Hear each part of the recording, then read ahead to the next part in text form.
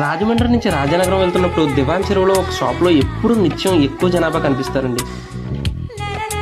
ఈ షాప్ పేరు ఏంటో తెలియదు కానీ దివాన్ చెరువులో లాస్ట్లో ఫ్రూట్ షాప్స్ లాస్ట్లో ఉంటుంది. ఇక్కడ అన్ని రకాల ఫ్రూట్స్ ఉంటాయండి. ఇక్కడ ఫ్రూట్స్ అన్ని హోల్సేల్ రేట్స్కి అమ్ముతారు అనుకుంటా. చాలా మంది జనం ఎప్పుడు చూసినా ఇక్కడ నిత్యం కనిపిస్తూ ఉంటారు.